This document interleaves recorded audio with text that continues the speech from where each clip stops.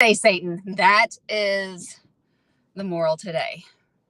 Disclaimer, I used to be a Star Diamond Beachbody coach. I am no longer a coach. I am not about to sell you Beachbody stuff. I still love their products. So for those of you hustling out there for it, I do still love your products, but I'm not selling that stuff anymore.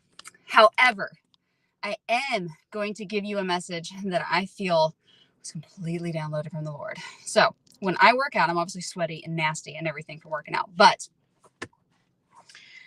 I walked up to my gym, and I live out in the middle of nowhere, right? And our town's like 600 people. It's very small. Hey, thanks for jumping on. I can't see you are because I'm in Restream, but thanks for jumping on. I was walking into my gym, and I could tell from afar what it was that was sitting right there in front of the door. It was about this big. It was sitting right there at the very front of the entrance, my destination, blocking me from my destination. If you ever had anything blocking you from your destination, you're right there. You can see it. You know that it is right there. And there's something, maybe not even that big, but it puts a big fear in your life, right? Remember, we were talking about the fear, like mega fears yesterday? Sitting right there at the front. It was black. It was fuzzy.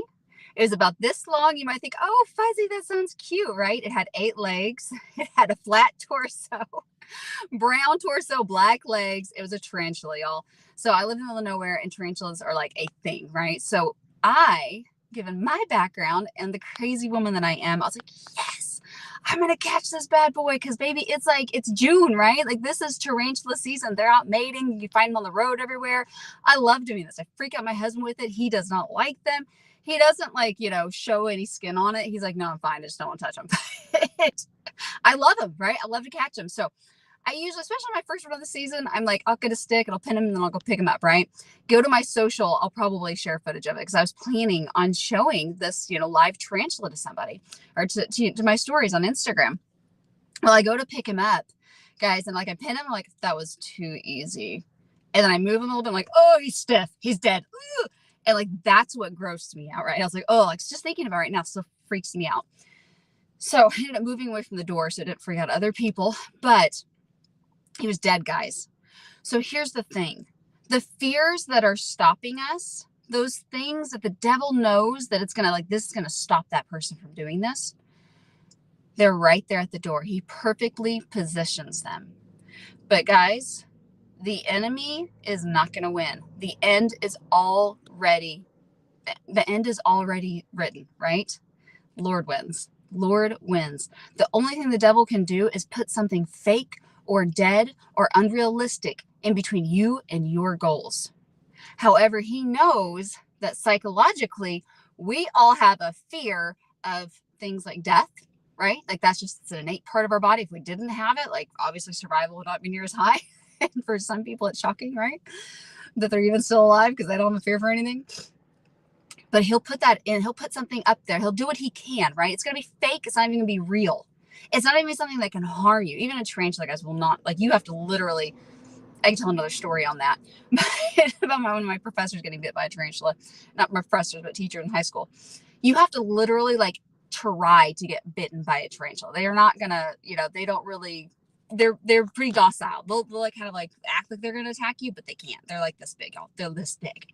I don't care if it's a big spider, it's this big, right? So the devil's going to use things that are not even real. He's going to use those things, and it might come up in your mind, right? It might even be something in your mind blocking you. Matter of most of the time it is, right? One of my companies is Heal Thy Mind First, because I believe that everything that you're going to do in your life is going to start with you making that change right here. He might start throwing things in your life like the shoulda, coulda, woulda, right? That's a trick of anxiety and depression, which I believe is a gremlin of the devil, okay? Shoulda, coulda, woulda. Man, I should have done this. I could have done that. I shouldn't have invested that money there. I thought it was going to do really good and it did really bad. I should have taken that time to do something different. I shouldn't have spent all my time with that. I could have done this. Then it would have been a better outcome. Then it would have worked out better for me. Right? That shoulda, coulda, woulda. And the thing about it is it's a trick of the devil. It's not even real. You want me to prove that to you? Have you ever thought those things in your life? I'm going to prove that to you right now. Why that is a trick of the devil. It's a dead spider. It can't do a dang thing to you other than freak you out psychologically.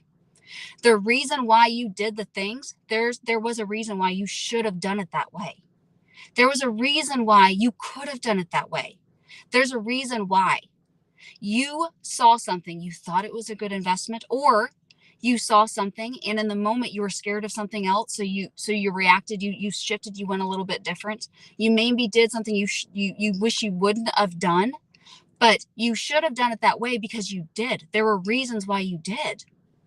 Maybe you were afraid of, of your kid getting hurt or something like that. So you ended up just completely calling into work and you didn't go into work and then you got in trouble for it. You're like, oh man, I shouldn't. The kid was fine. Something along those lines. No, you should have done it that way. With what you had in that moment and what you knew in that moment, that was the right decision. Maybe there's things that we're going to correct or we're going to learn from something. But that doesn't mean you shouldn't have done it that way. There were reasons why you did it that way. And that's okay.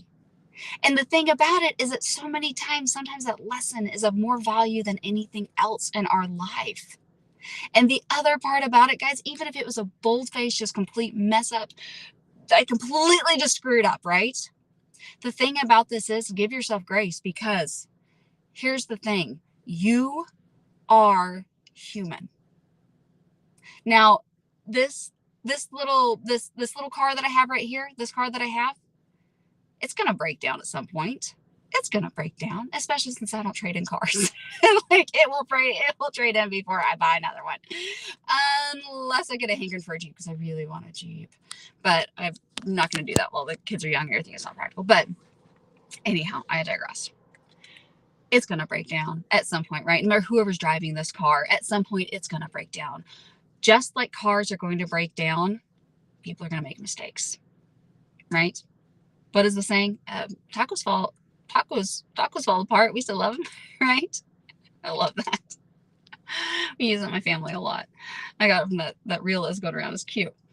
But the thing about this, guys, is that you're going to make mistakes, right? From the very beginning of time. That's like the very beginning of Genesis. That's what it's all about. Not even just Adam and Eve. Like it's the entire story of people messing up and God being like, okay, get back together. What are you doing right now? Like you are not supposed to be doing it that way, right? Like that's almost the entire Bible. The first, well, it is, but the first chapter of Genesis, it's just tons and tons of stories of that, right? People are we're supposed to learn. We're supposed to grow. We're supposed to get better. Nothing happens if we don't do those things, right? You have to. The biggest part of success, the fastest way to success is to make the most amount of mistakes. And I'm not saying like go, haphazard and just start doing stupid stuff that is going to like wreck your business or something. But I'm saying that what is the 80-20 rule, right? 20% of your efforts, 80% of your results are going to come from 20% of your efforts. And that also applies to tons of other things like 20% of the wealth or 80% of the wealth is 20% of the people. Like the 80-20 rule is just throughout almost. You can find it everywhere.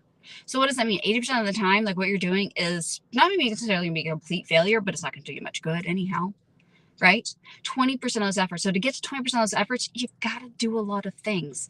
1 in 5, right? You have to do 5 things before you get that one thing right. So you get that one thing that's actually going to get you those big results. What does it mean? You got to make moves. You have got to make moves or make excuses. Those are your 2 options. And the devil's going to put those tarantulas in front of your door, right? If you're just not jumping on, come back to this to see what I'm figuring out or what I'm talking about here. But they're not real. They're dead. They are dead tarantulas standing at your door, and you're letting them stop you from your goals in life. All right, guys, that's all I got. I gotta go get showered and everything. Love y'all. Mwah. Thank you so much for jumping on, and I will see y'all